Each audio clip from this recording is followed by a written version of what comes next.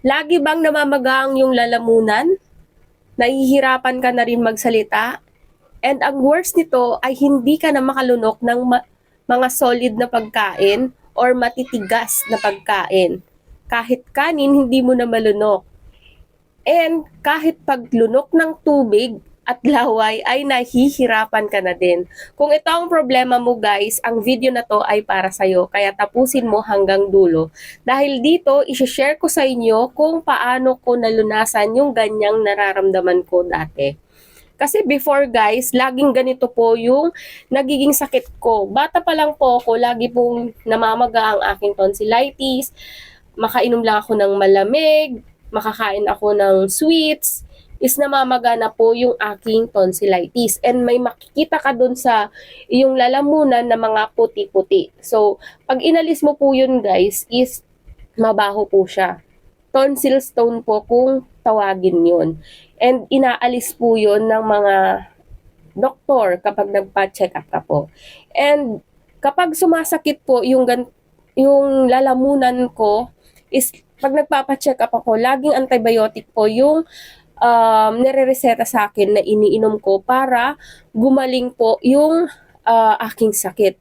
Pero last pandemic guys, nung buntis po ako sa aking bunso, meron akong na-discover na ang lunas pala nito ay napakadali lang at nasa loob lang po ng ating kusina. Yes guys, nasa kusina lang po natin yung gamot or yun yung ginamit ko nung pandemic. Kasi after ko nung magpa-check up, few days ago, sumakit yung lalamunan ko and namaga po siya. So, ang hirap kasi nun ng palabas-labas dahil pandemic and buntis ako, na-discover ko tong gamot na to na kahit nasa bahay lang ako is makukure ko siya. So, trinay ko tong shinare sa akin and isi-share ko rin sa inyo guys. Alam nyo ba, magagargle lang po kayo ng konting amount lang po ng sukang puti. Yes guys, sukang puti, then lalagyan nyo po ng konting asin.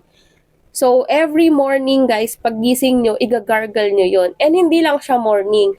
After 2 hours, mag-gargle ka ulit. Then, after 2 hours ulit-ulitin mo siya. Basta igagargle nyo guys ha, iluluwa nyo siya. Para kayo nag-gargle ng mga kilalang brands na binibenta sa market, na ganon. So, ilalagay nyo siya sa baso. Konti lang guys, yung sukang puti, ilalagay sa baso. And then, lalagyan nyo ng konting asin, imumumog nyo po. Mumog lang po, wag iinumin. Kasi may nag-comment po sa video ko nung buntis pa ako, kasi nagawa ako ng video nun, is nilunok daw nila, ganyan. Parang nakarami na daw sila. Hindi po siya lulunukin, igagargle lang po siya, imumumog, iluluwa nyo po yun.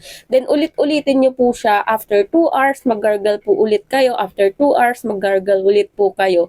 Gargle lang po siya kasi ang white vinegar guys is nakakamatay po siya ng mga bacteria, and asin, sinamahan nyo pa ng asin, so nakiklense po niya yun guys. So, mas maganda siyang alternative kesa lagi po tayong umiinom ng mga antibiotic. Kasi pag nasobrahan po tayo sa antibiotic, guys, is nagiging immune na po yung katawan po natin. Siguro kaya lagi din pabalik-balik sa akin nun kasi every time na magkakaroon ako ng ganong sakit is antibiotic na antibiotic yung iniinom kong gamot.